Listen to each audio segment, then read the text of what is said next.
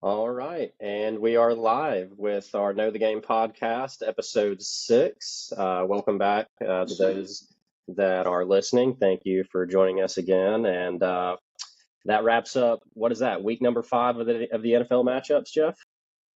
Week 5, a lot of fireworks, a lot of disappointments, and yeah, we're going to get to all of it, unfortunately.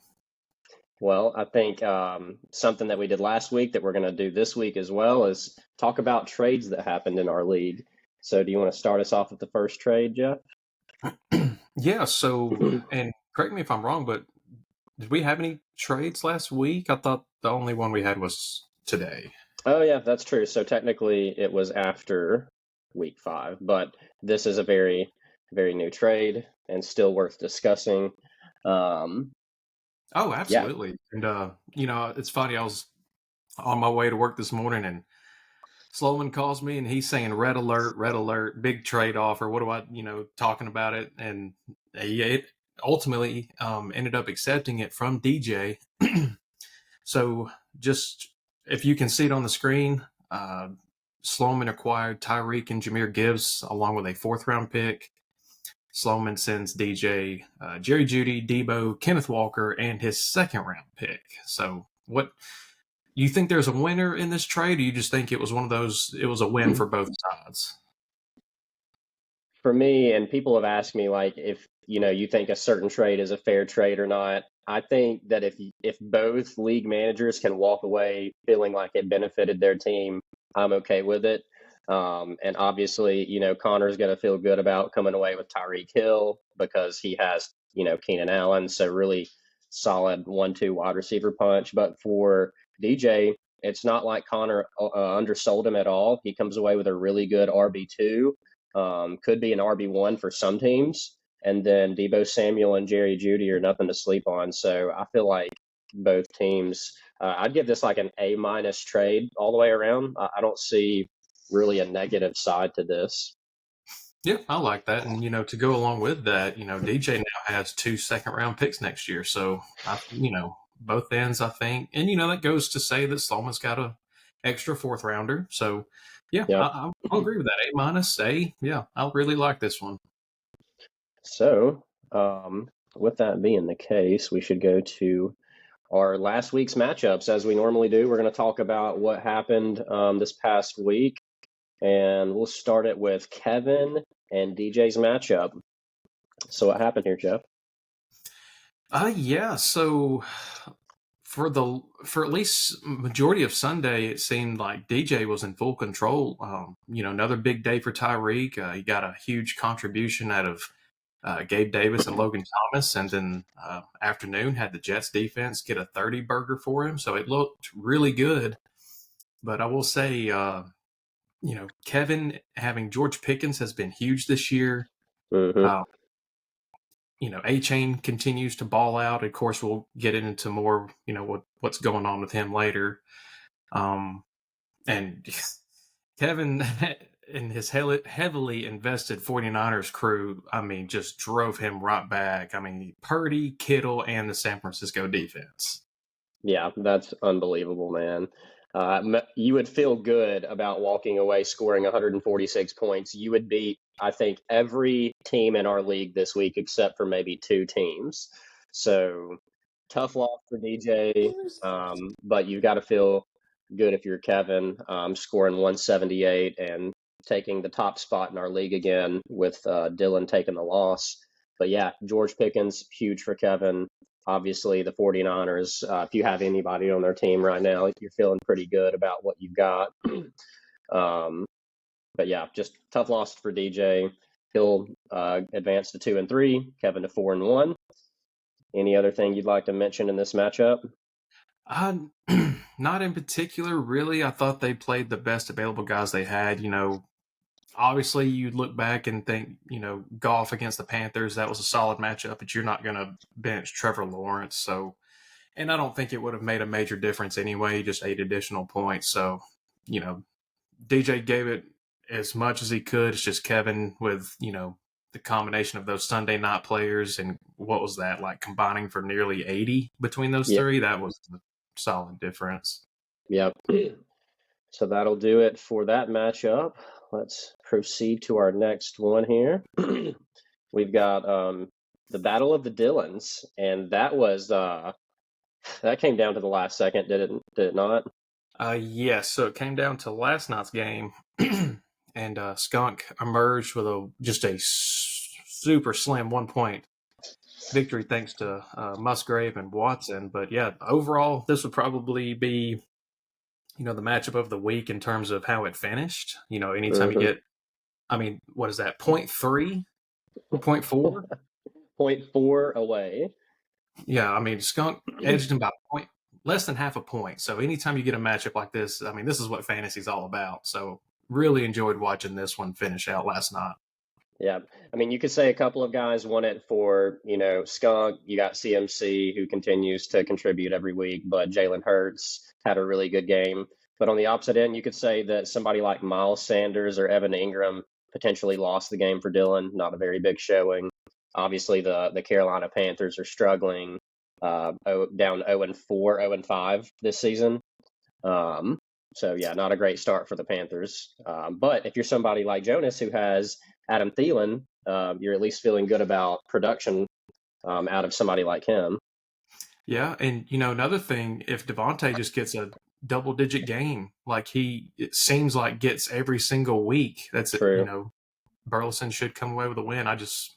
It's always tough to see your number one option getting less than 10. Oh yeah, and even Nico Collins didn't have that great of a week for Dylan. So just a couple of underperformers for both of these guys, but yeah, Dylan Scott comes away with the win, and he advances to 3-2. Gives Dylan.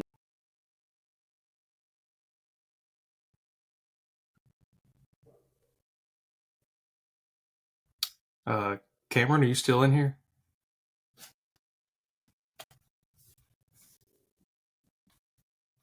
I don't know if we've lost Cameron or not. We can still see his screen, and it may be that I'm lost. I'm not sure. Can you guys hear me? Hey, yeah. Can you hear me? Yeah, I can.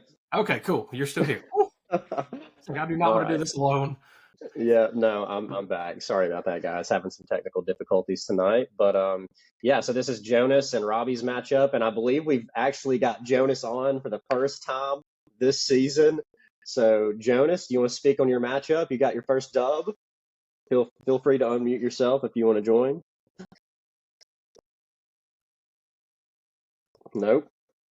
All right.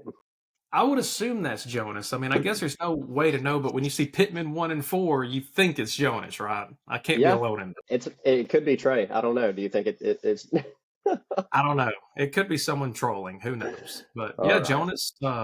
It was a big week. Breece Hall led the way for him, and from top to bottom, solid outings. Even despite the Pittman you bum name, he got double digits. So just solid performance. And as you alluded to earlier, Thielen has been a sleeper receiver this year. So I'm sure we'll see more of Thielen in Jonas's lineup moving forward. Yeah. 11 receptions, over 100 yards receiving and a touchdown. I think that's huge for him and getting that win, but also Breece Hall is arriving.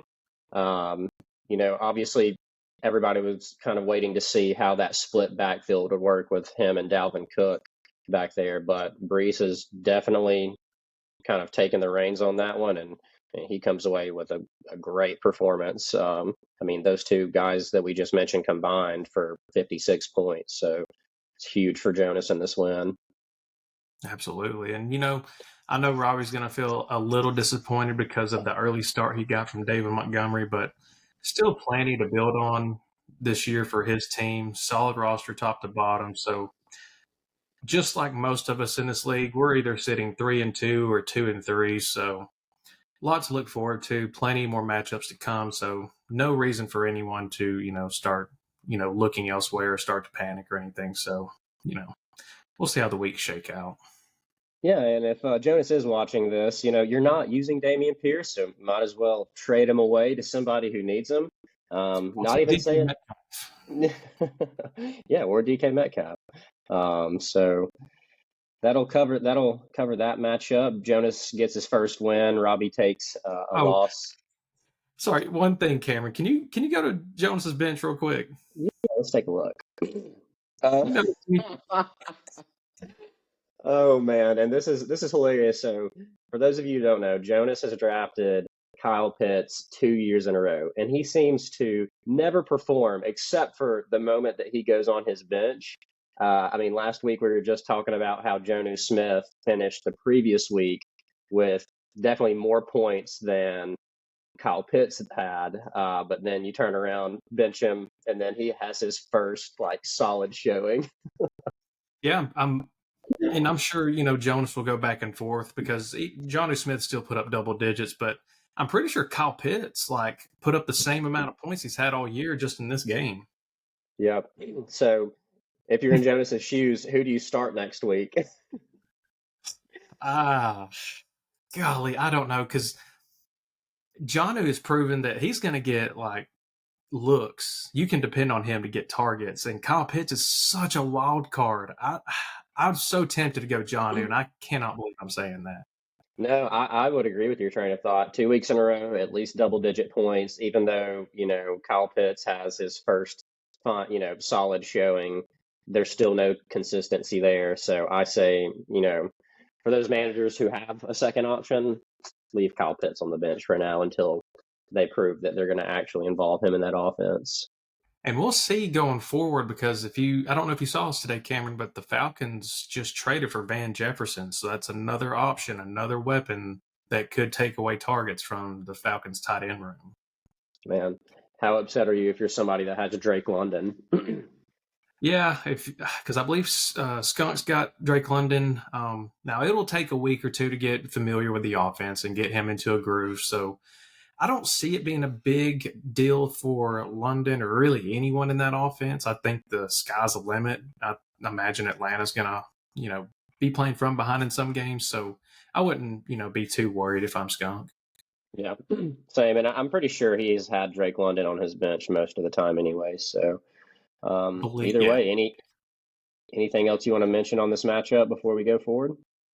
I think I'm good. Just making sure that Jonas didn't want to hop in here and maybe throw some of his 2 cents out here.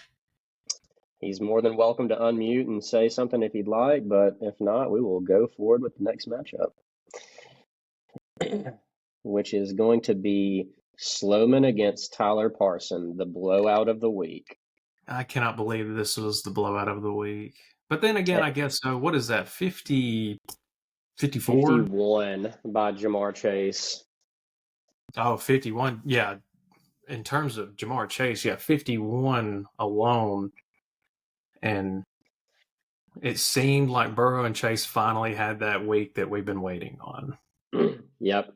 And I think Connor was mad that I voted against him for 2 weeks in a row, but I got this one right. I don't think I would have guessed Ja'Marr Chase comes away with 50 points, but I did kind of assume that they would click at some point. They had such a horrible start to the season. Finally seems like things are starting to click over there for them. We'll see how that continues. ETN comes away with a huge game against Buffalo out in the that London game. So those two guys combined alone for 83 of his points, which is wild.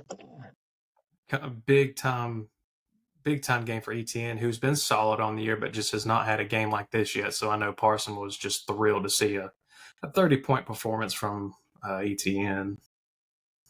You can't be too mad if you're Connor, though, like honestly, because every one of his players double-digit points. Like, you're going to have down weeks, and if a down week for Jerry Jeudy's 11 points, or for Michael Thomas it's 10 points.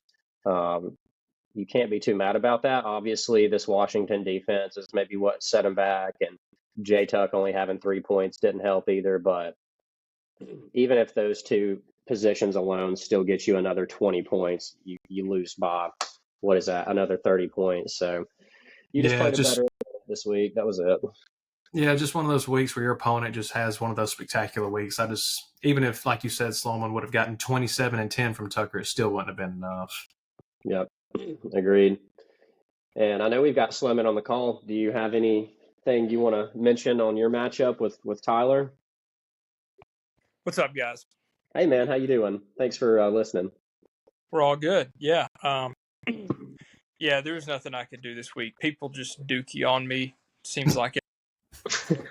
I mean, I knew I was getting a hard time because I was without Keenan and Kenneth Walker this week. So I was already facing it up.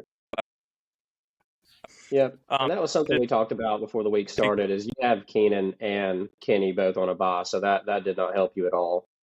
Yeah, but I don't know if it was Robbie or somebody I was telling. Coming into this week, I was already by far leading the league in points against. I already had the most points against coming into this week, and then I get 176 or 177, whatever dropped on me. So I mean, it's an every week thing. My opponents are averaging like 148 on the year. Not normal. That's not normal at all. No, I'm trying to think. It was nobody in the league had more than like 660 or 670 points against, and I've got like 730 something. I was going to mention that, Sloman. You're the only one that has given up more than 700 points so far this year. People dookie on me. I don't. and as a fantasy manager, you can't control that. You can hope for the best, but what are you going to do when two players combine for nearly 85 points? I'm thankful that I'm 2-3. Yeah, I get that. I mean, this is a competitive league. You got a lot of people sitting 3-2 or 2-3, and just one or two people that are either 4-1 or 1-4 at this point. So just one big mix. Yep, a sign of good things to come, though. Nobody's really pulling ahead. Our division, I know that you and me and Burleson are in, Connor, that's going to be competitive too, especially with Burleson taking a loss this week. Going to fight the whole way. Our division's going to be very, very intense to see who comes out on top in that division. Definitely so. Well, thanks for tuning in, Connor, and we'll end up talking about your upcoming match here in a little bit, but we're just kind of going over previous matches, so just wanted to include you in on that and see if you wanted to make a comment. Appreciate it, guys. I'll stay on. All right. Appreciate you, buddy. Thank you, sure. So let's go on to our next matchup, Jeff. Who's that going to be? It's only a matter of time. Oh, one more. Hey, we're getting there. Okay. I know you're excited to get to it, so move on. So yeah, we had Brules and Trey matching up.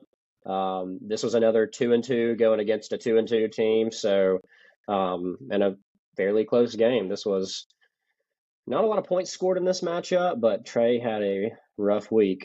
Obviously, him having Tyler Lockett on a bye didn't help. And look at how much is on his bench right here. Yeah, it kind of worked. I mean, looking at it, Fields, we didn't really expect that. And plus, he didn't have St. Brown this week, so it was kind of tough all around for Trey. And just a tough break having Anthony Richardson exit so early as he did, because you just never know with Richardson. He could have rushed for 2 touchdowns, and it could have been a much different matchup. Yeah, no, I agree. Obviously he had Diggs, had a really good game. Joe Mixon getting, double-digit points, but everybody else single digits. So can't really get a win with that going on. Adam comes away with another win, and he's starting to turn his season around with his team becoming healthy. But that's something I feel like you and I have predicted, Jeff. Once his team gets healthy, it's going to be hard to stop. He'll have Eckler coming back from a bye this upcoming week. So I assume only good things. Yeah, I think Brules has done one of the best jobs in the league this year. While he does have one of the best rosters, he has had more injuries than any of us, and he has managed to, maintain a 3-2 record, which at the moment is just one game out of first place. So I commend Brules for the job that he has done. And like you said, he's about to turn the corner and get some guys back. So I think it's only uphill from here for Brules. Yep, I would agree. I'm just kind of interested to get to these next week matchups, but we do have one more matchup to cover, and it's the one that Jeff... all of them. I think we can move on. Oh, come on. It wouldn't be fun if we didn't talk about our game, Jeff. Yeah, so what was it, 2 days after our last podcast, going into Thursday night, yeah, no big deal. No one's going to watch the Commanders and Bears, nothing big. Oh, DJ Moore drops 50 on me. That's fine. And Jeff had mentioned that he was pretty nervous that he had all of his guys going on Sunday. I had a Thursday night player. I also had a Monday night player, which, if I'm in that position, that makes me nervous because once Sunday is over, you're done. There's really not much you can do. But what makes it even more frustrating for Jeff in this particular instance, and I can see why, is I had Hunter Henry, goose egg. Not Brandon Ayuk, Aaron Jones, goose egg. Yep, Aaron Jones gets ruled out. Everybody in your bench is went, so you can't drop anybody. And I made a very obviously, it's easy to say this now, but I did make a mistake in my lineup this week. I got too eager with Jonathan Taylor and left Zach Moss on my bench, which ultimately would have changed our matchup dramatically. So just one of those things where I got too excited. I've been anxious to get Jonathan Taylor back in my lineup and just one of those things. I was too concerned with leaving him on my bench and him performing the way that Moss did on Sunday. So, could have gone either way. And to top it all off, as you can see, I've got Justin Jefferson, who is now on IR. Just, wonderful things happening in my world this weekend. Yeah, and I'm not going to throw this in your face. It was a good matchup either way, and who would have guessed that DJ Moore, of all people, and that struggling Chicago Bears offense would have him go for 3 touchdowns in a game. So glad I got the win. That makes my division with Connor and Dylan that much more competitive. You're not out of it by any means. You're 2-3. You've got a great team. You had a rough weekend. Yeah, it hurts when you get, like Jefferson and Olave, they combine for 13. Like that hurts. Each of them usually have that on their own. If not more. Yeah. Jefferson's lowest output before this week was, I think, 19 or 20. Mm-hmm. And, a good thing for you to see is that you've got, people on your bench that are performing well every week. If you need Hollywood for some reason, you've got him. He's been doing fairly well this season, so that's good. Yep, he'll be plugged in this week. So that wraps it up with the matchups from week 5, and this is what our divisional standings are looking like after that week. Just insane. We have 3 divisions that are all either 3-2 or 2-3, and they're all 1-1 in the division. I cannot remember it ever looking like this. It is absolutely crazy. Except for Robbie right here in his division at 0-2. Poor Robbie. Yeah, that hurts. But, long season, he can make up for it. I know it's going to be tough for him to win his division being down 2 games and may only get 1 more game. So the odds of winning the division are low. But, 8 teams of the 12 in the league make playoffs. So if you can't grab the top 4 seeds, you can still manage to squeak in the next 4. And that's good to know, because if you're stressing out about not leading your division, you at least know that if there's other teams that are struggling worse than you, you have a chance at reaching the playoffs. And look, when the playoffs hit, you're 0-0. It doesn't matter. You're just hoping your team has a great week. Yeah, I believe the past 2 seasons, a 7 seed has won it all, if I'm not mistaken. The past 2 seasons, a 7 seed has won it? I believe so. I won it last year as a 7, and I know the year before that, I believe Sloman won it as a 7. Yeah, that's wild. Once you get to the playoffs, you want to make it, and what you've done through the year matters. But it's a week to week thing. So as soon as you can just squeak in, it's all up in the air. It's just, not by luck or by chance, but if you've struggled all year and sneak in, you can advance. It's anybody's game at that point. You're just, hoping that your players from that team have a great week. But overall, you're just looking for guys that are getting touches, people that are getting just volume throughout the game, whether it's your running back, tight end, wide receiver, etc. Absolutely. Just got to pay attention to those injuries and see where the ball's going, really. So let's dive into our next week's matchups. So we'll start off at the top this time. So my matchup with Tyler Parson. And to start off, I'm projected to lose this game, but I'm not one to really look at those projections. I think that they kind of undersell sometimes, but I will say this. I am struggling in my running back position. For those of you in the league that are listening, I am desperate for a running back too, and I'm willing to trade somebody like a DJ Moore or a Calvin Ridley in order to fill that spot. So send them my way if you're interested in anybody. I may hit you up later. Yeah, and look, I've got Aaron Jones. I'd be willing to ship him off. He's been dealing with some hamstring problems, but the 1 week that he was healthy, put up 24 points. He'll have a bye week this week, and then he's got 12 days to recover and come back, healthy. So I'm hoping that even if I can't get him traded away, I'll at least, have a healthy Aaron Jones after week 6.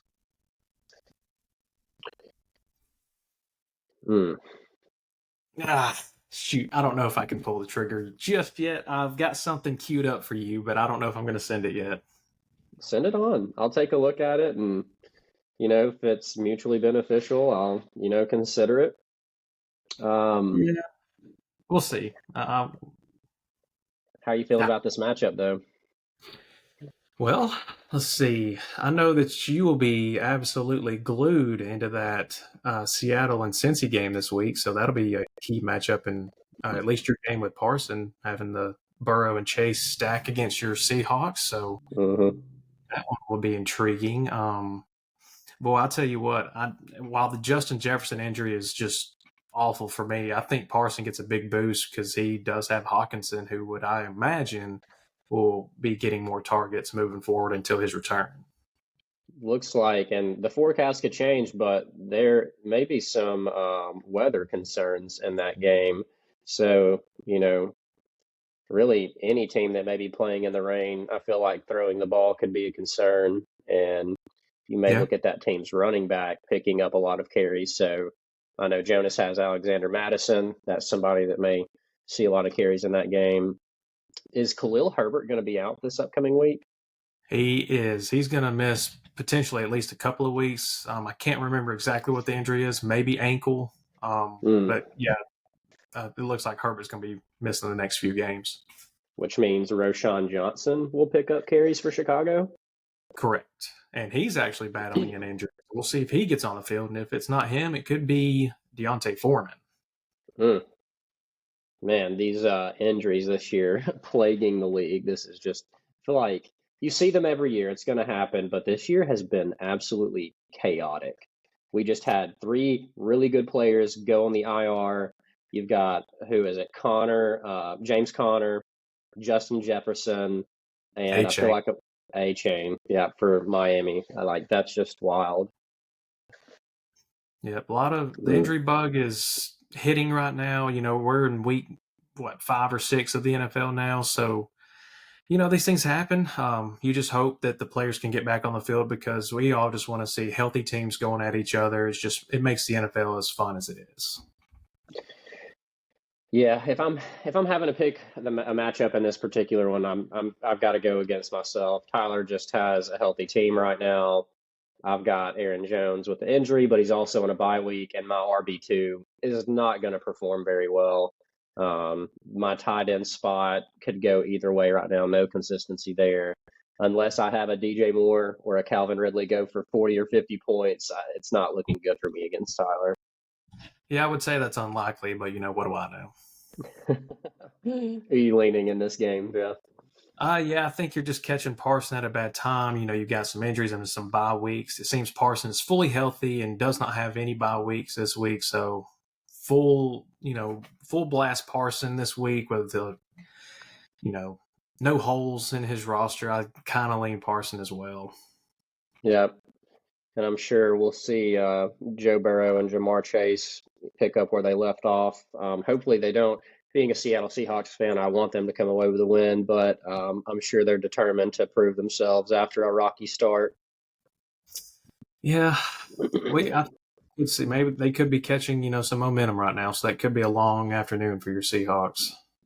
Yeah, we will see how that goes. And then Jeff, No. you have got a tough matchup yourself, sir. I'm catching Broyles at the worst time as well. Looks like we both may be having a rough week ahead of us, Jeff. You know what, Cameron? I need to apologize. There was a trade last week. I just saw it because Broyles has Bijan. And he got Bijan from DJ, didn't he? Yep, he traded away Saquon.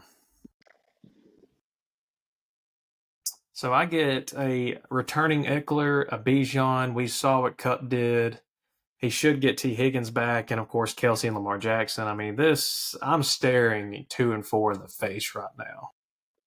I hate to agree with you because I'd love to give you my vote of confidence, but Broyles is just stacked, and he's about to have a full-fledged, just healthy team. So I think you'll be taking a loss, Jeff. Let's go. I love it. Yeah. Oh man. I mean, do you have a chance at all though, is the question. You've got Denver playing against a really good KC team. The Saints are playing at Houston. My only hope in that KC Denver game is that Denver gets down and Russell just has to keep just launching the ball. I'll take whatever points I can get from Russell. Yeah. Hey, Laporta's proved himself week in and week out, so you've got a solid tight end in Laporta, and if Zach Moss has another week like he did last week, you can make it competitive. Yeah, I would just need a slow week from Broyles. I would need one of those kind of weeks where, players struggle to get it moving, and maybe my guys can have somewhat of a bounce back week. We'll see. Not too optimistic, though. Well, for the other fantasy managers out there that may have the Zach Moss and Jonathan Taylor handcuff, do we know which way the wind's going to blow that in that particular matchup? Is Zach Moss going to end up being the guy, or is JT going to end up taking it away at some point? Well, all you'll have to do if you want to know is just see who I've got in my lineup, and the opposite will do what will happen. They'll go off on my bench. Yeah, I mean, they just ended up paying him. Was it a 3-year deal? Yeah, 3 years, $42 million. I cannot remember what the guarantee is, but that's $14 a year, so they've got to use him. So I would imagine either this week or next week, Zach Moss starts to take a back seat to Jonathan Taylor. Have they mentioned a snap count or anything with him? The only thing that I've seen is that they're just going to ease him in. So maybe this week we get a little bit more Jonathan Taylor. But right now I'm so scared of it. So I may just roll with Zach Moss this week until I'm proven otherwise. Well, hey, we'll see what happens. So I guess we're both leaning Broyles in this matchup. Yeah, go ahead and pick him. I'm just catching him at the worst time. Yeah, I think you are. So both of your co-hosts are catching L's this upcoming week is what I'm hearing. Yeah, that's kind of the rumor mill right now. You got the battle of the 2 and 3s. Yeah, this is going to be a good one. Man, projections are close. Who's he going to replace with James Conner? He's got James Conner in his flex. Oh, I didn't realize James Conner's in his flex. Tyler Lockett. Yeah, Lockett will go in there for sure. Yeah, I like Lockett in his flex. He's still got, some good depth, and Joe Mixon and Kyron Williams, they've been, solid this year. And then if you get St. Brown back this week, Trey will be close to, 100% as far as his roster's health is concerned. So Trey will be in a good spot, and looks like he's plugged in Justin Fields this week. Yeah, but that is, so again, to kind of go back to, I always take into consideration the weather concerns. If it's going to be a raining game, there may not be a lot of passing going on, and if there is, there could be a lot of incompletions, maybe some turnovers in a game like that. So we'll see how that goes. He's definitely still got to go with them either way. And then of course Robbie, he'll have he's got a big Monday night. Herbert and CD going Monday night, so a lot to points to get in that matchup. I will say this. I hate this for Robbie, and I know I'm about to probably jinx myself, but I'm kind of thankful that we committed that trade for Olave for Stevenson, because I don't know what's happened in New England, but New England has just stalled. Imploding. I mean, Stevenson is typically your guy to have 10 to 20 points consistently every single week, and that offense is struggling. I have Hunter Henry, who started off really, really good. He was ranked the number one fantasy tight end for like the first 3 or 4 weeks, and obviously last week he goose egged. The week before that, like 3 points. So something's happening in New England. Yeah, second straight week that Mac Jones has been pulled, but in both those games it was blowouts, so not much to read in that context. But we'll see if the Patriots can turn things around. But right now it's just not looking pretty. And they have 2 injuries on their defense, which maybe could be contributing to some of the troubles as well. Christian Gonzalez out, and is it Matthew Judon also out? 2 big pieces missing on defense. Gosh, and that sucks because Christian Gonzalez was having, potential defensive rookie of the year type year, shutting down, really a lot of the big name guys that he was going against. So stinks if you're a New England Patriots fan right now. Yeah, it's been tough, but like I said, we'll see if they can rebound. What about this Washington at the Falcons? Are we going to see Ryan Robinson have another good week? I think it's possible. I will say Atlanta has been pretty decent so far this year, but they're not, a stone wall by any means. They've got holes in their team, but Atlanta's been solid. But I think there could be some points scored in that one.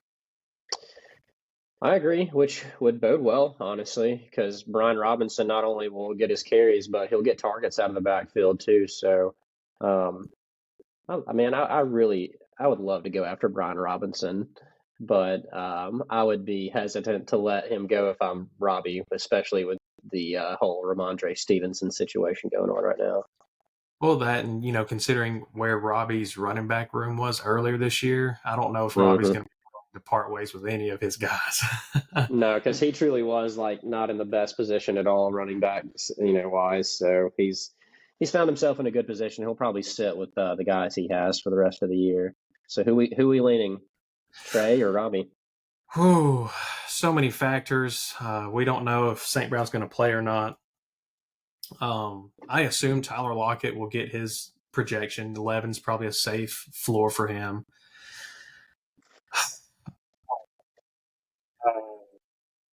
Is this Jonas? How do I put the camera on? Wow, that's cute. Let's go. Camera. There should be a camera showing that you've got video on there now. It's really dark. Yeah, Listen it's just me. very dark. There you go. I don't want to hear shit from you. Go away. What's the rules on cursing and whatnot? You say whatever you feel, Jonas. Say how you feel. I create rivalries based on people saying stupid things, and that's why we're creating this rivalry with Jeff, is because this podcast has put so much slander on my name that it could be considered liable in the court of law. All right? That's what it is. Where are we at right now? I'm sorry to just interrupt. I will let y'all I'll let y'all get through the matchups and the last week's matchups. No, you're fine. So we've already covered last week's matchups. Obviously, we spoke on you getting your first win of the season. Admittedly, so Robbie did call that he would take his first. He would take a loss to you. So it's like he kind of spoke that into existence. But no, we're happy to see you get the first win of the season. I personally do not want to see anybody in our league go over in the first 5 weeks. We want this to be a competitive league. You don't have a bad team, so. And I just kind of want to reiterate that after every point I've made, Jonas, I have come back and said that we are perfectly fine. I love all of you guys. I have never insinuated that there is beef, so I don't know where this is coming from. Yeah, no, it's the same thing I've told Connor for years now. In person, I love him. Spot. What? Am I losing service? He could be. But we'll keep it rolling. So for me, if I'm having to predict this particular matchup, he knows he's muted. Yeah, I don't think he knows. I feel like he's trying to talk. It just seems like he's got a lot on his mind. Yeah, but for this matchup, just to wrap it up real quick, I'm probably going to lean Trey in this one. I mean, he has a good team. I just really with Ramondre struggling. I'm not sure that's just going to be a pretty big hole for Robbie right there. And Diggs is performing every week. If Amon-Ra plays, you know you're going to get good production out of him. Justin Fields and the Chicago Bears are getting better and better each week. So I'm going to give Trey the win this week.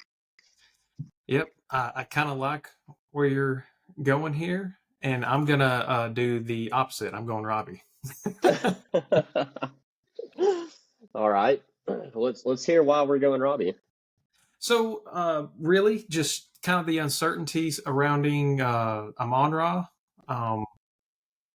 I think if he's unable to go, that immediately puts Lockett in his wide receiver 2 range. And if you go down to his bench, I'm not sure which route Trey would go in terms of who he would flex, which would leave, kind of maybe Elijah Moore. Maybe he does the double tight end with Ertz. But for me, this is kind of ranging on St. Brown's availability. So if he's unable to go, I really like Robbie's chances. Yeah, I mean, Robbie's team looks really good on paper. We'll see how the matchups go, and he could easily come away with the win, especially if we see Justin Fields struggle against Minnesota or if rain becomes a factor, because Diggs and the Buffalo Bills will be dealing with it as well in New York. Right. Yeah. Now I will say if St. Brown is able to go, I think that does lean it more towards Trey's favor, but for now I'm thinking that the lines may be kind of cautious. So I'm gonna go with the favorite that's currently listed here with Robbie. All right. Split decision right there. We'll see how it pans out this week, but you got the battle of the 2 and 3s facing off. Somebody's going to end up 3 and 3, and somebody will inevitably drop down to 2 and 4. So we'll see who that's going to be. Being 2 and 4. Well, we're both probably going to end up in that situation after this next week, so that's not going to be fun. And then we've got Connor and DJ, another battle of the 2 and 3s. So, you said what? Trade partners. I mean, it's just rare that you get 2 managers who are going head to head this week agree to a trade. Oh yeah, that's true. So this is the 2 guys that just finished with that trade that we were talking about at the beginning of the show, facing off against each other. I mean, Connor's team on paper looks better in my opinion, but this could go either way. What are you thinking, Jeff?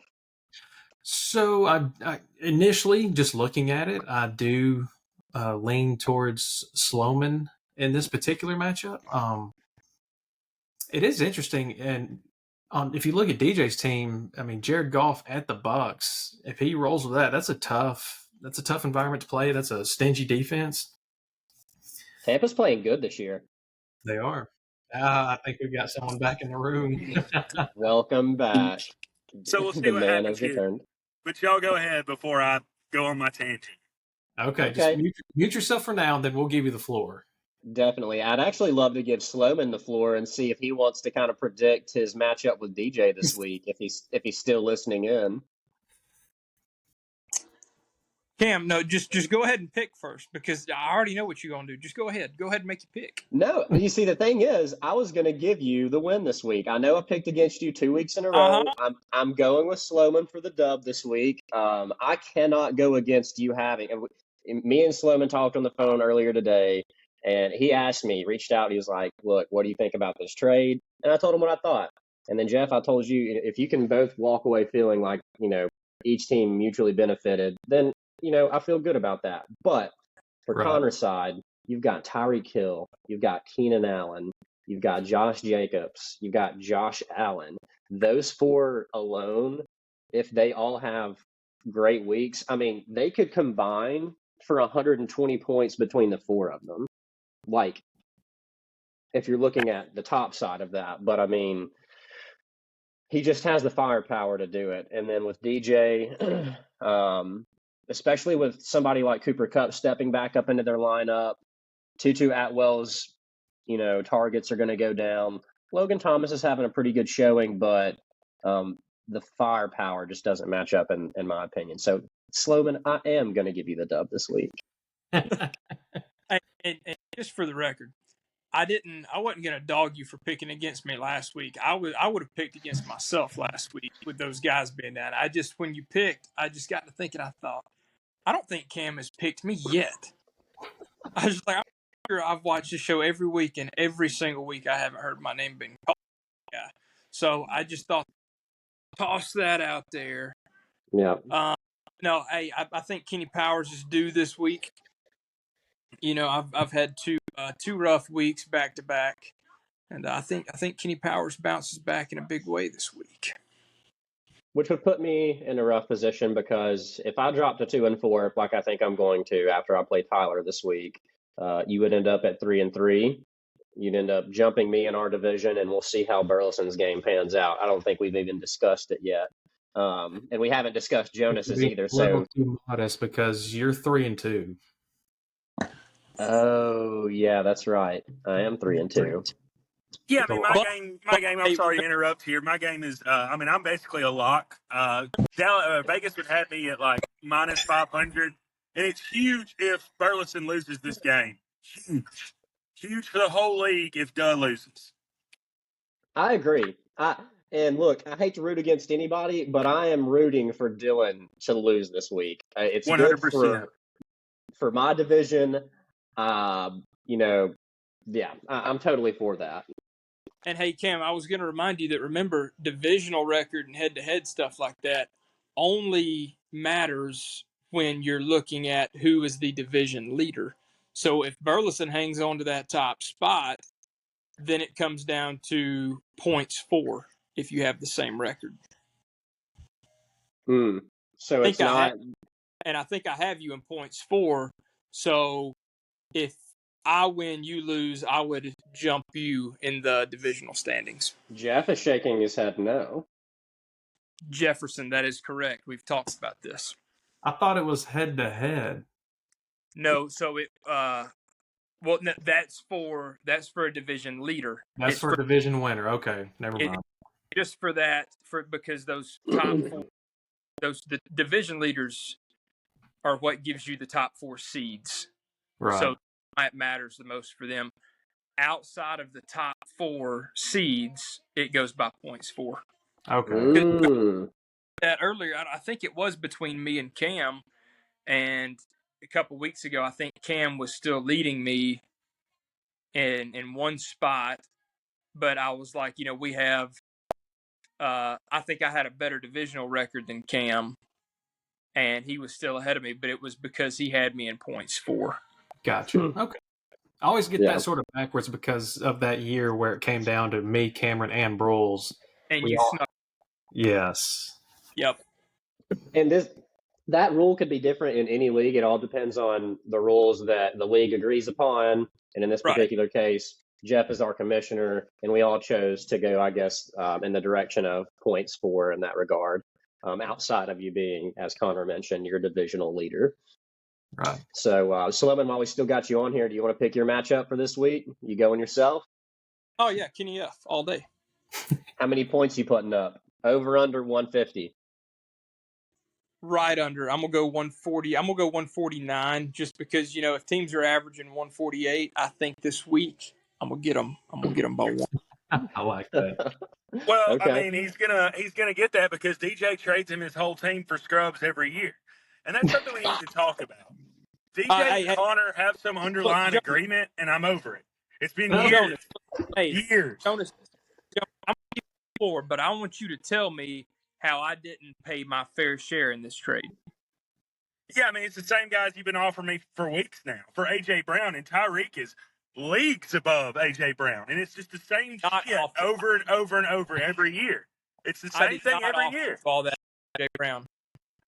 I did not offer you Kenneth Walker, Deebo Samuel, Jerry Jeudy, and a draft pick for Tyreek Hill. That did not. I mean, I didn't see the draft pick, but I saw Jeudy, Kenneth Walker, and whoever the hell else you said. I mean, it's just the same thing every year. Listen, me and Broles talked about this. There's certain people on teams that are not tradable assets. Okay, Tyreek is one of them. Tyreek should never be traded. You know, I mean, I see the second. Actually, I did see it. A second-round pick, but he got your fourth. I mean, I get it, but it's just the same shit every single year, and I'm over it. I don't necessarily disagree with that. I think that there's about a handful of players in our league that should be kind of untradeable. Tyreek Hill's probably one of those. I would say Justin Jefferson. You could throw in there Austin Eckler. Really, to me, it just depends on what you're offered. Yeah. But Hey, I would insert Kevin James meme.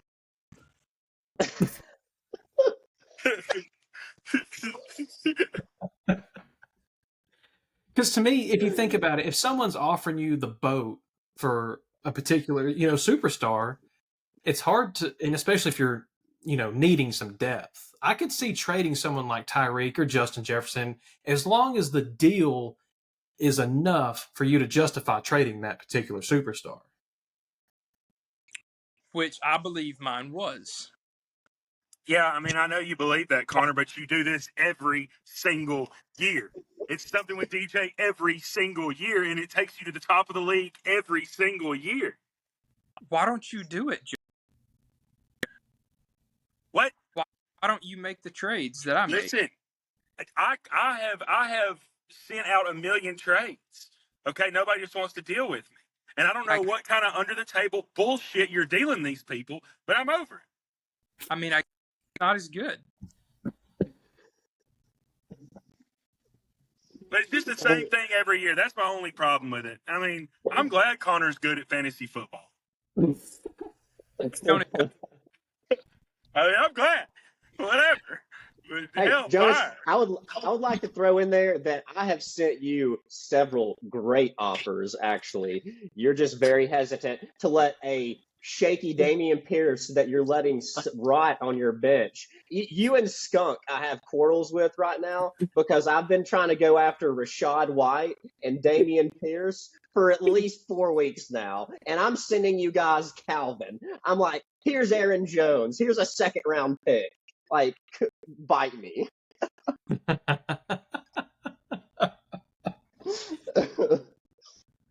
Hey, Cam, real quick. I think the next matchup we were going to cover is Jonas. All right. Well, I think to end on that note, I picked Connor for this week. Jeff, which way you going? Sloman. All right. DJ, I think as we saw. Good luck, Jonas. Jonas seems to be frozen.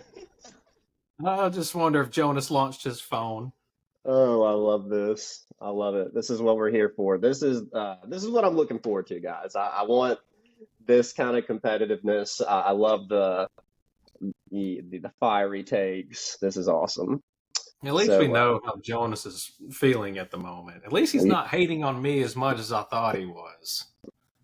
It's just the Sloman and DJ trade that's got him up in arms a little bit. Yep, and that brings us to what is he doing? That's what everybody was texting about in the group chat today. Is that this whole stashing people on his bench? Why does he do this? He just trying to psych the other team out, I guess, because he's got them all on the bench. Look, let's just pull him up. Because to me, this is like, okay, I'm having a fire sale. Anyone is available. Is that what he is telling me right now? I wish that was the case, but that's definitely not, because I've tried to go after several of his players. How are we supposed to pick this?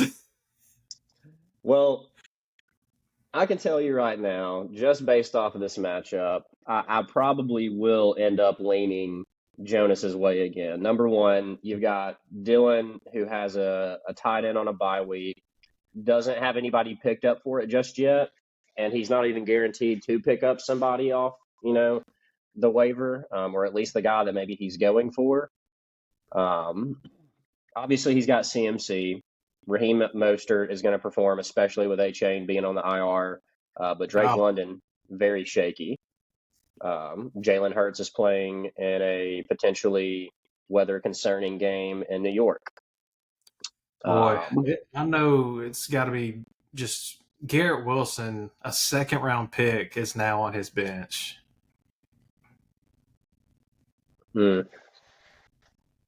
Yeah, Because I that's believe, wild. I could be wrong. I could have swore Garrett Wilson had a second round grade this year, and he was going in like later seconds in most leagues. And Yeah. like you expressed a minute ago, it does seem that he's content with Rashad White on his bench.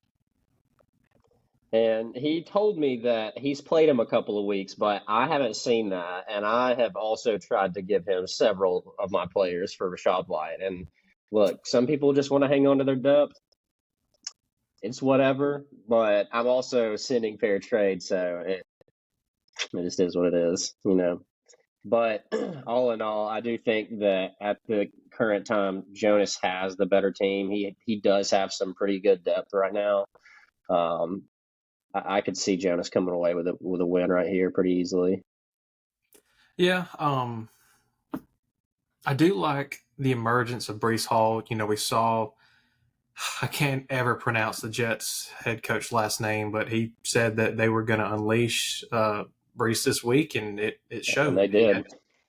Best performance of the year thus far, and I would expect that's got to continue. I can't imagine you're not going to utilize Breece Hall. No, not after a game like that. You go sub 200. Dalvin obviously is struggling out of the two backs, and Breece just has like that extra gear, that explosiveness that you're wanting out of a running back. So, I mean. And Jonas is in an interesting spot. He's got A.J. Brown, Michael Pittman. Thielen has become a safety net for Bryce Young. Jordan Addison is going to get additional looks, and he still has DK Metcalf. I'll be curious to see if Jonas makes another leap at someone for another running back. I mean, he should at this point. And he told me verbatim he's having trouble deciding who to play at wide receiver every week, but that's because, look, you can't play everybody. You've got A.J. Brown, Michael Pittman, Adam Thielen, DK Metcalf, Jordan Addison, who is about to be their wide receiver number one for the next 4 weeks, if you think about it. If you're not looking at TJ Hawkinson as their wide receiver number one. Yeah, I'll be curious to see what route Jonas ends up going with, because you can make a case for any of those 5 to be in your starting lineup every single week. It's okay. I'm going to send him 5 more trades between now and by the time this Thursday night game starts, and we're going to figure it out. Don't be surprised to see me with Dameon Pierce on my team and potentially DK Metcalf if he's willing to let him go, because he's not going to play DK. Not over the 3 guys that he's got starting currently. He's just going to rot on his bench, and he could totally get an Aaron Jones out of it.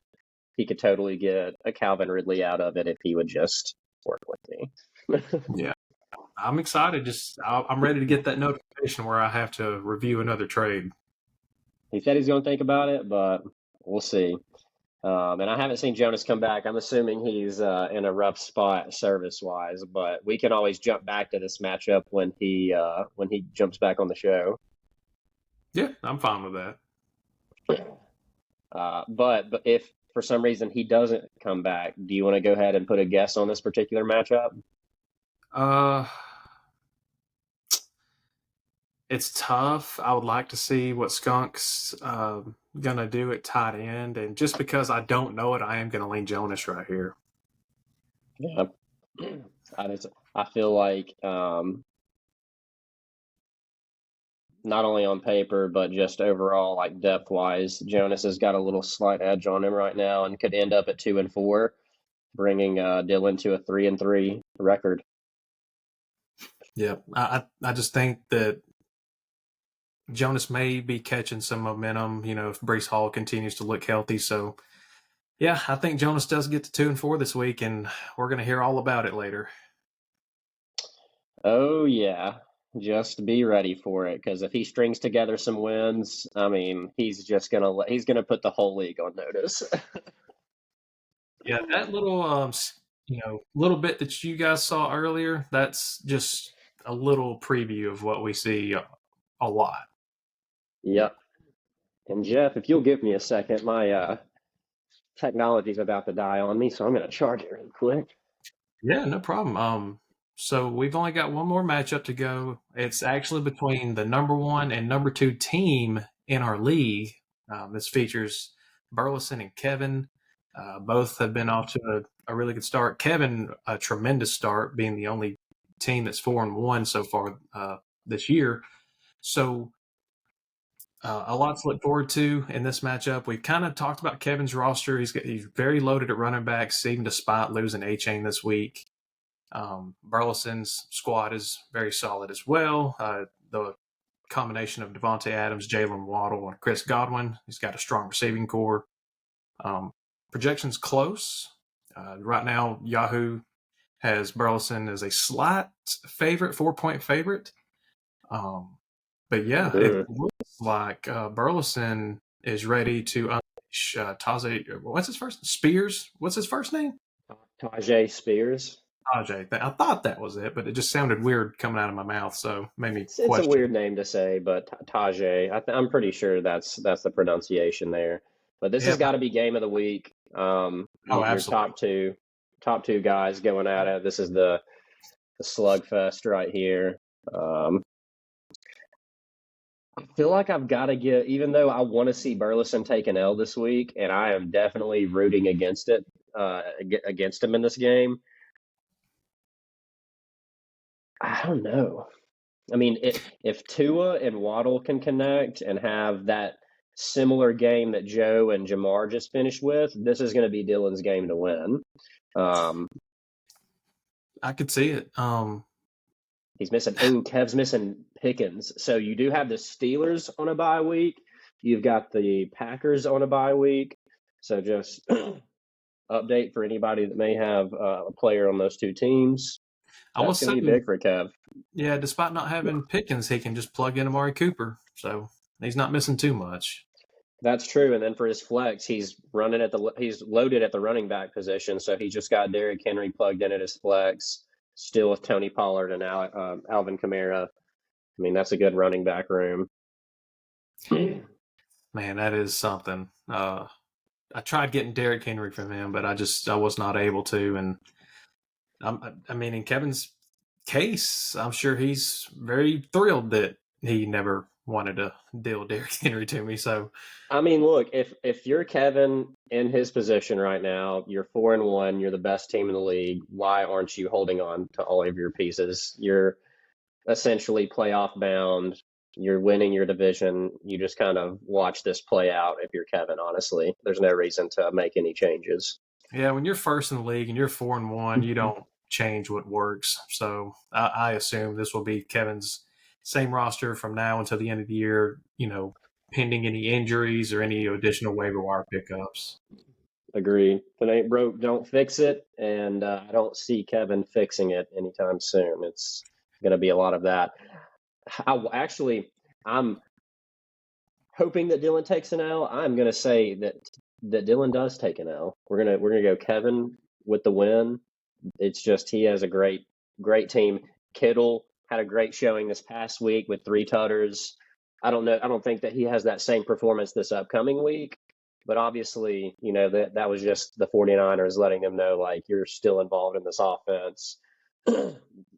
He's still considered a lethal weapon for them to use. So looking good from top to bottom, even with A-Chain being out, even with Pickens, Dobbs being out. It's crazy, the team that he's put together. It is, and, for all the reasons you just mentioned, I'm going to lean Kevin in this one as well. Yep. Man, any guys on their benches that just like... Looks like Burleson's starting to lose a little faith in Miles Sanders. And I can't blame him.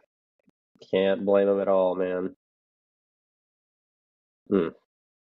Well, I think that wraps us up for the matchups of week number 6.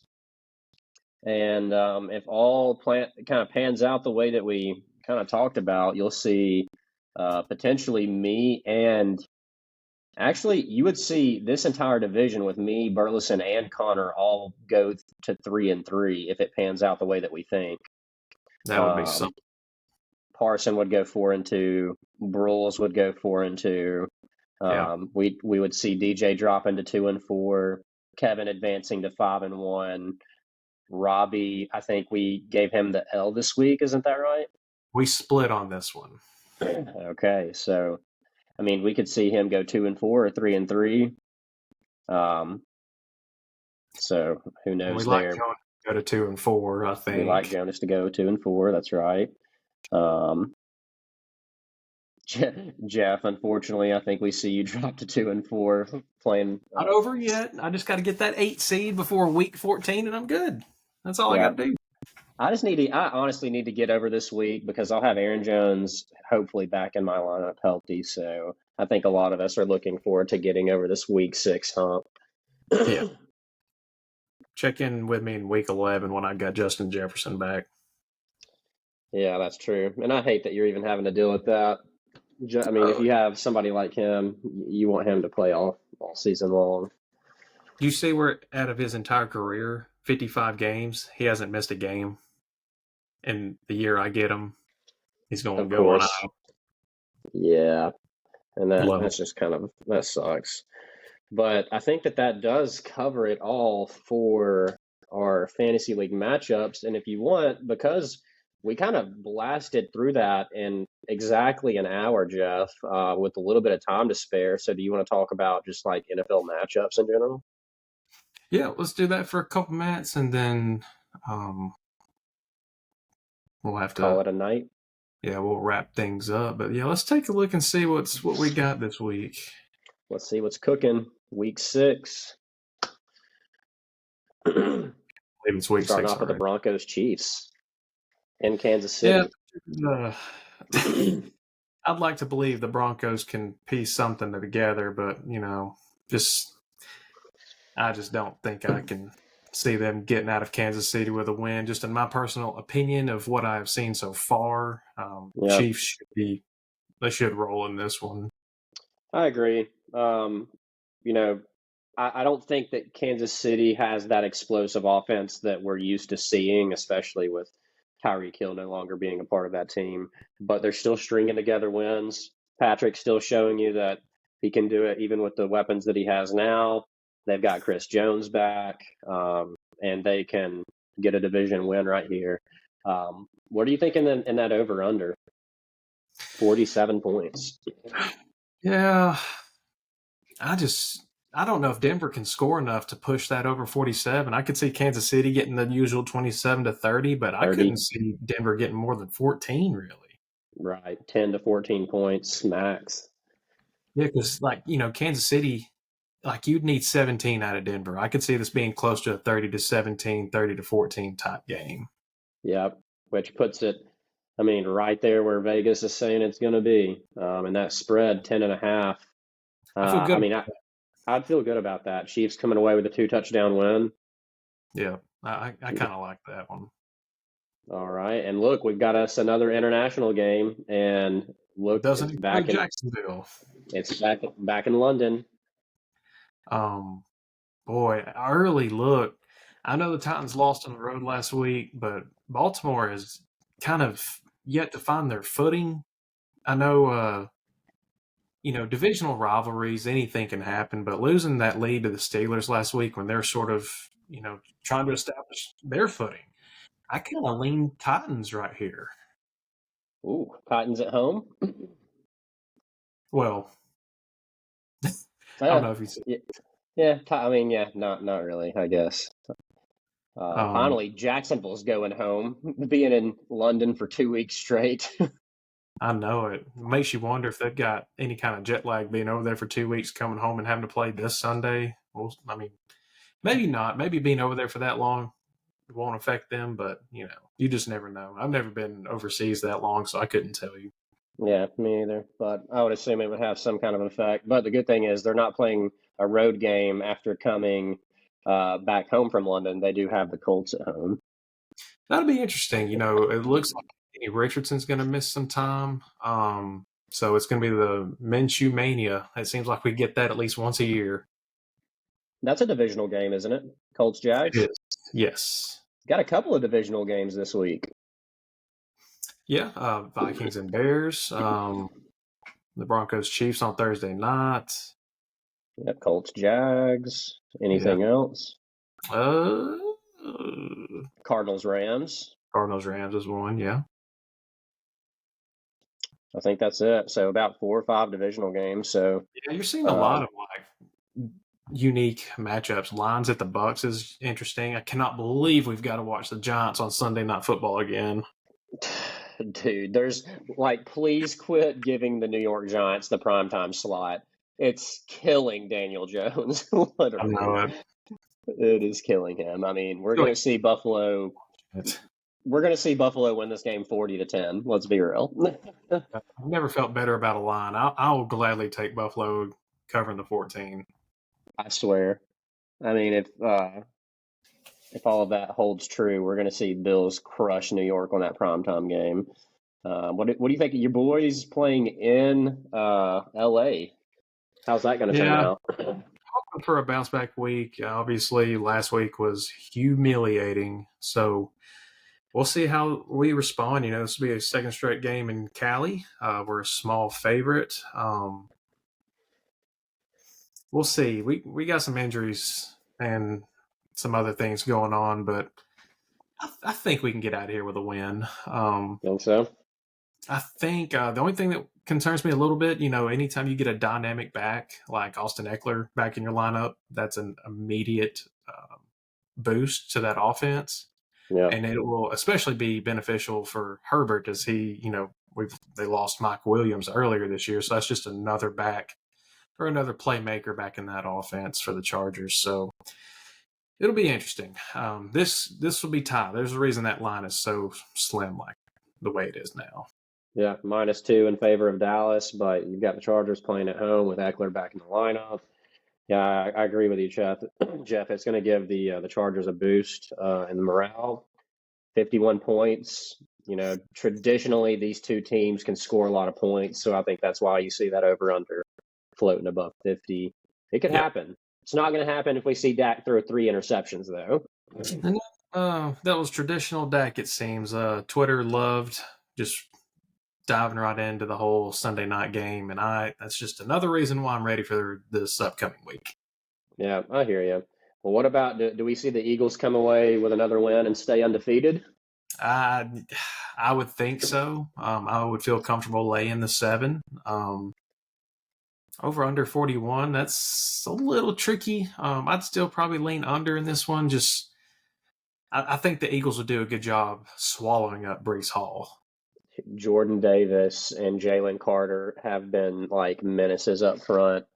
I think they'll cause some havoc for this Jets offensive line, and I just don't. And if there's rain in this game, we could see the Jets come away with only 3 or 10 points in this game. Yeah, I could easily see a 27-7, you know, something along those lines. Yeah, I agree with you. I'm definitely hammering the under in this game and would feel confident with that spread too. Oh boy. Oh man. Is he back? And he looks like he's out of his car and he can actually like tune in. Yes, the man, the myth, the legend. Welcome back. Why does it say please stay in the app while your recording is being uploaded? I want to see y'all's faces. Only you. Can't see us? We can see you. Yeah, I can see you clear as day. All right. Well, I want to be able to see y'all's screen. Yeah. So we're just kind of talking through some of the NFL games. We finished covering all the matchups, Jonas. We definitely both gave you the win in this upcoming matchup. It just against what you're going with, I just feel like you have a pretty good lineup right now. Back to my previous point before you cut out, you have too many wide receivers to look out. Let somebody help you out with that. Mainly me. You know, send over Damian. Let's get something cooking. Yeah, I mean, I know Damian's rotting on the bench, man, but he was my guy last year, and I wanted him to be the guy this year. Oh, I see y'all now.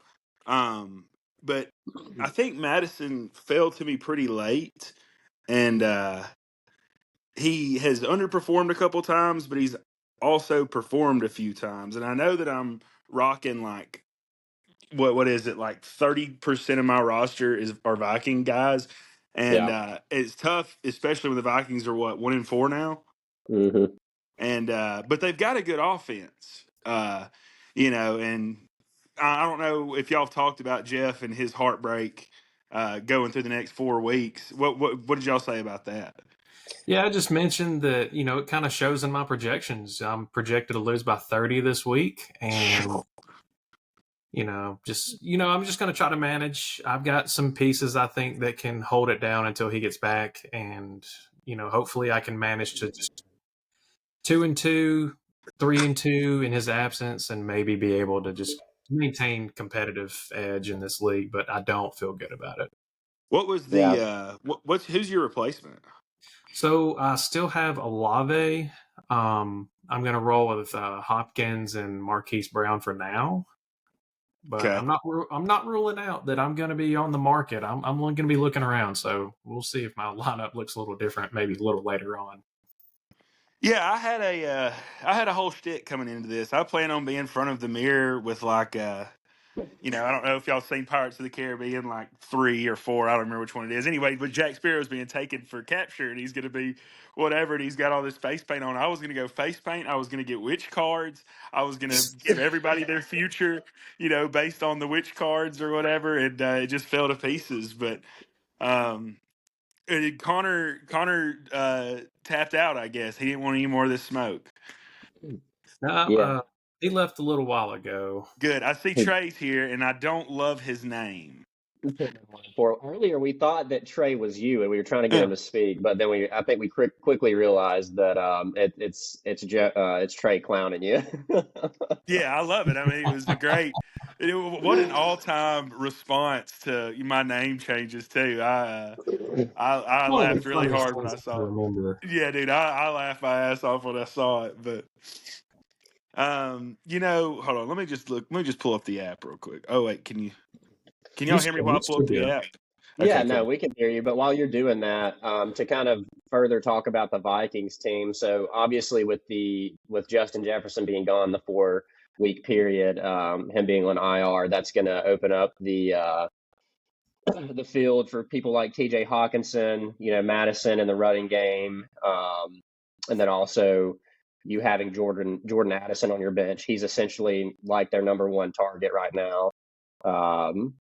And if I'm not mistaken, there's some potential rain in that Vikings game this upcoming week. So could see Madison actually have some solid output this upcoming week. Yeah, well, this is one of my notes. I was going to touch on Parsons' team. Parsons is low-key stacked, and he does this every year. Of course, last year the DeMar Hamlin game happened, so he didn't get to pull it out, right? Jeff did the right thing and split the winnings. I mean, I did just because Yahoo gave me the title. Yeah, but you did the right thing. But, just another year down the line, Parsons has put together a solid roster. Yeah, now I'll say this. Parson, for 2 straight years, has finished second. He's lost the title game. And then going into this year, he's got another solid team. One of my things, I love having a quarterback and then the number one receiver. And obviously he did that. And then he's got Devontae, which is strong. And he's got ETN, right? Yeah, he's got ETN. And then, the reason I touched on this was because of Hawkinson. Hawkinson got paid on the offseason, and, he's been getting targets for sure. Oh, yeah. And he's about to get even more. Yeah, and he's going to see more. Yeah, I mean, you'd say the top 2 tight ends in the league right now are probably Travis Kelce and TJ Hawk. That's just my personal opinion, but you could loop somebody like Laporta and Darren Waller and maybe Mark Andrews. Oh, and still forgetting about Kittle. Kittle's up there too. Yeah, dude, Kittle's 3-touchdown game. That's ridiculous. Outlier. Yeah, for sure. I mean, but San Fran, they have so many weapons they can go with, and there can be some inconsistencies there too, though, because they can be just depending on who's feeling in that game or whatever way the game's flowing, whether it's CMC has 3 rushing touchdowns or they're targeting Brandon Ayuk or Deebo Samuel heavily. I've never seen a team so well put together. I was listening to somebody earlier today talk about how this is the best team that they've seen since one of the Patriots teams, the best Patriots team that you can remember, better than that. And I don't know, that was a pretty hot take, but I mean, it's hard to argue with it. It was the undefeated Patriots team is who they were comparing it to. And I don't even really remember a whole lot of guys on that team. I reckon Gronk was on it, right? I mean, Tom, Gronk, I'm assuming Edelman, I'm assuming who would have been Welker. another guy on that team? You said Yeah. Welker, yeah. Oh, yeah, Welker. Forgot about that. Mm-hmm. I'm sure Dante yeah. was on the team. Just again, Parsons, and I don't even like, but which I said this earlier in the week. I think he had 170 this week against Connor, but the week before he only had like 110. So I mean, there's obviously some flaws in the team. Well, even some of the best teams are going to have some down weeks. It just depends on. I think it comes down to matchups, and sometimes just a guy having the hot hand. Shoot, dude, I like Trey's team, and we saw what happened to him this week. I think it's one of those things that sometimes it's hit or miss. But he gets Amon-Ra back, and I know he's going to be missing James Conner, but I like Trey's team. Yeah, I mean, he has Tyler Lockett to replace, and he can show out any week. I mean, sometimes it's DK getting the touches, and then other weeks it's Tyler Lockett. He's just old reliable for that offense. What did y'all say about y'all's matchup this past week? L for me. Yeah, was there any shit talking or? I mean, not really. Like, I can't really say anything. Like, Broyles is getting healthy with that monster of a roster he has, and I catch him the week after I've suffered one of my greater setbacks. So I can't really talk. I can't say nothing right now. Yeah, I mean, it's tough losing to a team that has 2 goose eggs. Well, when you got DJ Moore dropping 50, there's not much I can do about it. Does Chicago do it for 3 straight weeks? Do we see Justin Fields continue what he's been doing in the last 2 games, or is it going to go back to same old Chicago Bears this upcoming week? I think they're at home. They're at home against another 1-4 Vikings. It's the 1-4 Bears against the 1-4 Vikings. So I'm rooting for the Vikings because I'm worried that if the Vikings really slip, we're not going to see Justin Jefferson again this year. So I need the Vikings to pick it up. I need them to find ways to win because if I lose Jefferson, I really don't like my chances down the stretch. Yeah, it's tough, and I was giving you a hard time about it, and I've been giving you a hard time about it. But obviously, in the spirit of competition, I don't want you to lose your best player. Yeah. That's that. I don't know. I mean, when it rains, it pours type deal. So, it's just a big bummer. It's funny. We saw that for Broyles' first of the season. That's right. And we had spoke about that earlier, and just kind of like it sucks for Broyles, and it's really funny in the moment. But also, if I was in his position, I would just be like screaming mad. But it's also just like a patience thing. Like you just got to get over like that week 5, 6, 7 hump, and once you have all your players healthy, like Broyles is going to be a force to be like reckoned with for the rest of the year. Yeah, that's for sure. And I mean, he's built a strong roster too. I don't remember the trade that got him Bijan Robinson. I've got the trades up here. It happened with DJ. I can tell you that. Oh, I know that. Oh, don't worry. I know that. All right, here it is. So Broyles acquired Scary Terry and Bijan and DJ's 15th round pick. Broyles sent DJ Otwell, Gabe Davis, Saquon, and a 2nd round pick. Yeah. I mean, I see the 2nd round pick and everything, and I hope DJ uses these picks that he's getting to really, make an incredible team next year. But I'm worried that he's going to trade everybody away again. Oh, I think we're seeing an early sell from DJ. This is an Adam Broyles 2.0 situation. Yeah. DJ's about to trade his team away, and it's just going to be like, and he still has some decent pieces, but it's trade leverage at this point. And you've already gotten this far, DJ. Why don't you go after some 1st round picks at this point? He's 3 2nd rounders right now. And depending on how those fall, those will be dangerous. They could be. Certainly will. Because if I'm not mistaken, he's still got his 1st round pick. Well, I'll tell you this. Tyler may be disappointed because, like, I'm letting y'all know right now, the Seahawks are getting better and better each week. That defense is serious. We saw 11 sacks against the New York Giants.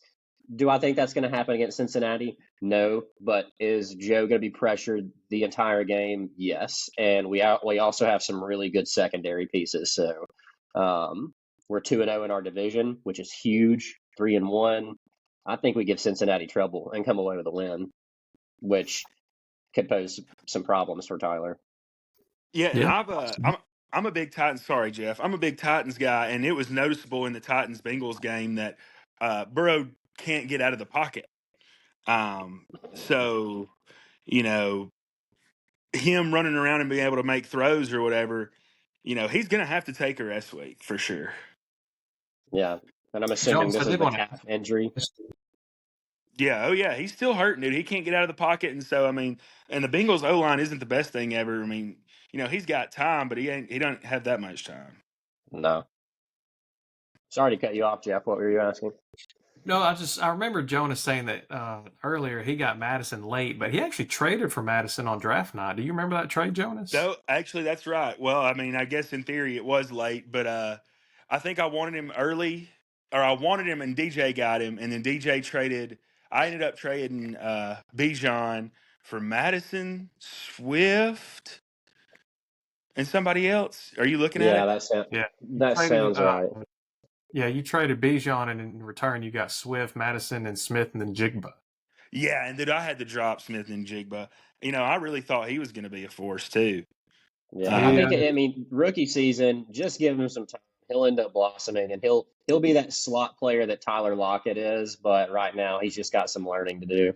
Yeah, I thought he was great coming out of college. I really thought he was going to see targets, and especially 40-yard touchdown type, targets.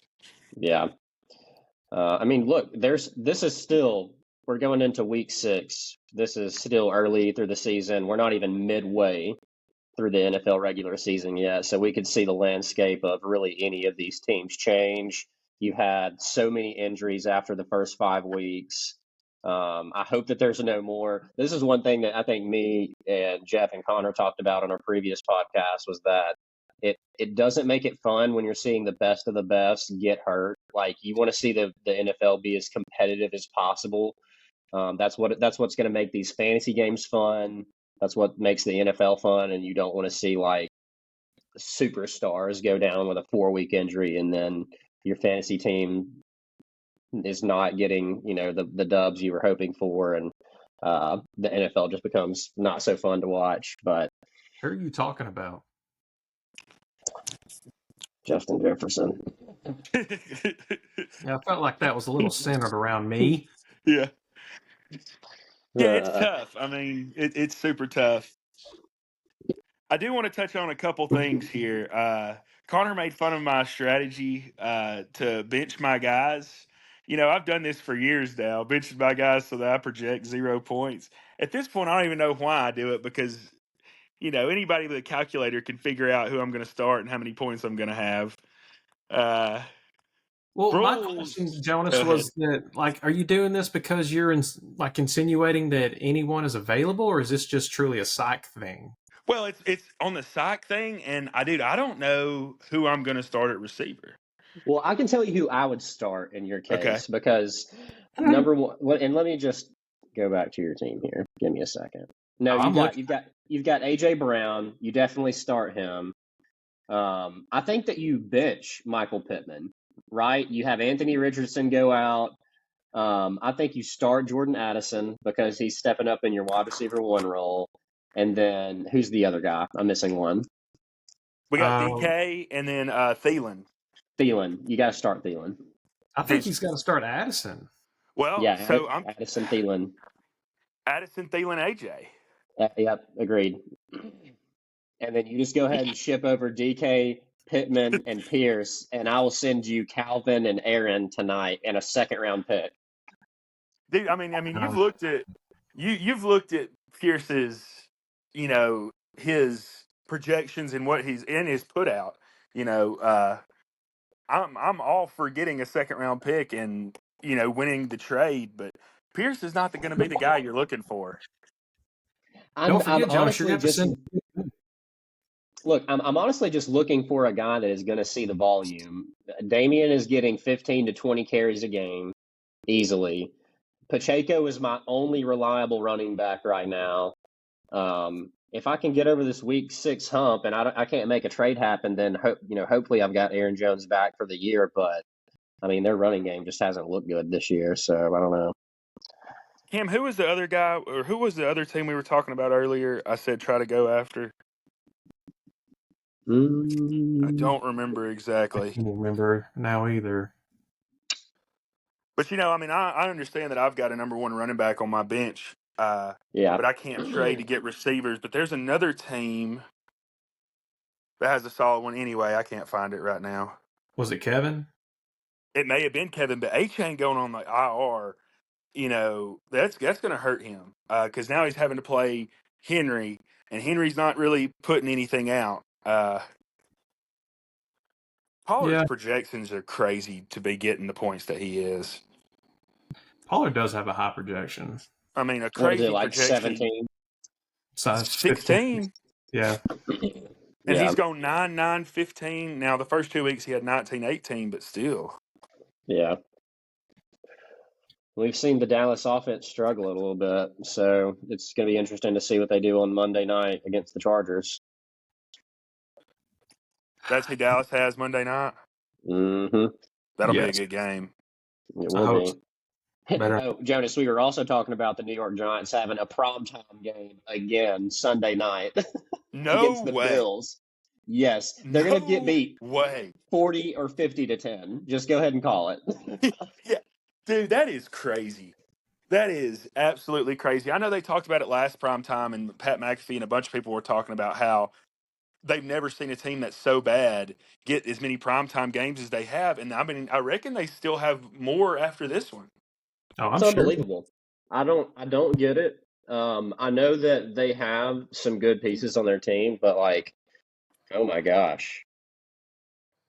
I'm pretty sure they're ranked like 32nd. Yeah. I'll say this: they've only got one more primetime game after this. Okay. Thank God. I mean, that'll be what, 5 or 6 for them. It feels feels like every week this season so far has been the New York Giants on either Thursday, Sunday night, or Monday. Geez. I don't know if y'all touched on McCaffrey too much during the podcast. a little bit. I mean, a Briefly. little bit, but I just feel like there's not much to cover there. We know that he's easily the best running back in this league by far on the best team that we've seen in a while. So, I mean, he's going to get through. Yeah, I was going through teams today, and dude, McCaffrey, he's got season rank 4. Obviously, I don't even know who 1, 2, 3 is. It's got to be quarterbacks. I'm sure it's Mahomes, Josh Allen, and somebody else. But Nah, that's just Dallas Cowboys are up there as one of really? them. Yeah, their defense. It's just crazy the output that McCaffrey has, man. And Tyreek Hill, I think, is like number 3 or something like that. That makes me sick. Raheem Mostert might be up there in top 5. Shoot, A-Chain may be up there. Dude, A-Chain's a dog. Yeah. Unreal. Trying to think about who else is going to be hovering around that high. Yeah, I'm trying to find it. But Skunk's team is a force to be reckoned with, for sure. Oh, yeah, absolutely. I really like his the combination of McCaffrey and Mostert. And if Aaron Rodgers wouldn't have had the Jonas injury of 2023, Garrett Wilson would be probably projected for 15 a game and probably be having 20 a game, honestly.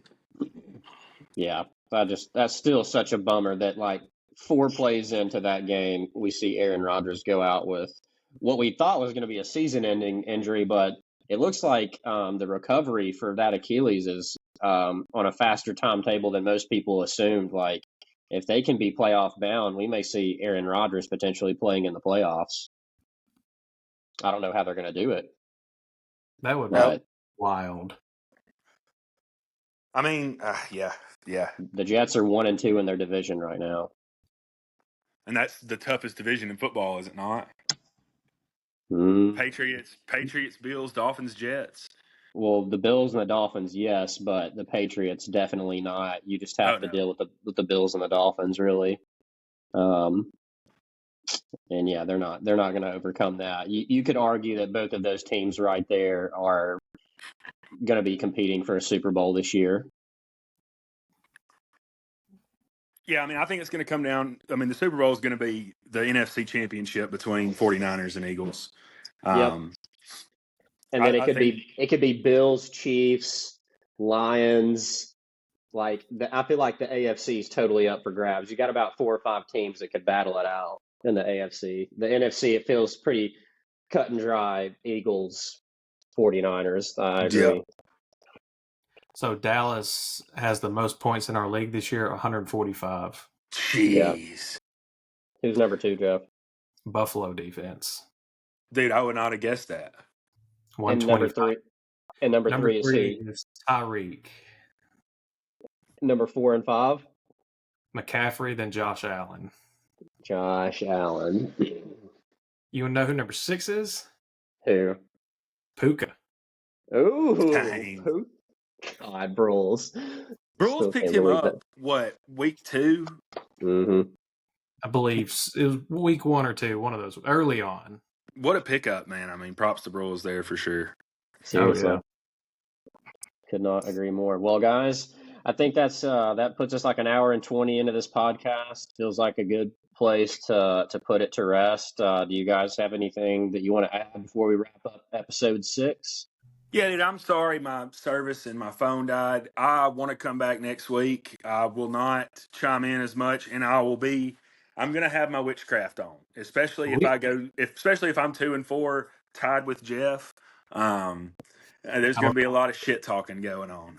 I don't get why me. Like, what? I don't know what I did. Dude, I've listened to the podcast, and there's just been a lot of slander. That's basically all it is. I just brought up a fun fact, and it was just fun for the whole league to hear, and suddenly I'm enemy number 1. Well, I mean, you can go back on the podcast. I put a lot of comments on YouTube. I was actually live listening one time, and I couldn't get a live response. Well, it must have been on YouTube, but I was watching on YouTube, acting like I was live commenting, wondering why y'all weren't responding back. Was pissed that time. Was pissed. And I could tell that you were like replying as if you were doing it in real time, and I was like, I hope he realizes that the stream is uploaded to YouTube. It's not live. I realized it after the fact. But no, this was super fun, and I wish I had all my stuff. But next week, if y'all can give me a 10-minute slot, I'm pumped. Dude, no, honestly, we'll have you on every week if you want to be on. That's perfect. Seriously, like I don't know how Jeff feels about it, but to me, adding this makes it a lot more fun. That's why I like to have live callers join, especially the people that are as passionate about it as you and Brules and Sloman and Robbie and a lot of these guys in Trey that was just listening. So we definitely welcome all the callers. We just ask that you mute your mic when you join. And then, when we call out to you, definitely join in and, feel free to battle us on our hot takes or to call us out on our messed up calls, whatever you want to say. Yeah, no, this is great, man. I think the format's great too, and I love how it's organized and everything else. So, and I'm glad y'all are doing it. I appreciate that, Jonas, and we appreciate having you on. Jeff, anything else you want to add before we get off here? No, just Jonas, appreciate you getting on. I've been looking forward to it ever since you mentioned you were going to join us. Trey, appreciate you tuning in, and Sloman and everybody else is tuned in. So just appreciate everybody throwing out their opinions. Jonas, we love the riled up version that we get from you. So we hope we get more of that in the future. Yep. And for those that don't know, and I feel like most in our group do, if there's any new listeners, I put it on Spotify. It goes on YouTube. I share it on Facebook, Snapchat. I mean, I really try to put it out there as much as I can. The main thing is that this is a podcast that centers our competitive fantasy league, and we're all super passionate about it. But I really just want to get out of this just general matchups, talk about injuries. Are there any waiver wire targets? But just keep it fun. This is something that I love doing every week, and appreciate you, Jeff, and Jonas, and Trey, and everybody that's listening in. So, this will wrap up episode 6. We will see y'all again next week, and Thank you guys. Peace Yeah, out. y'all have a good night. Appreciate everything.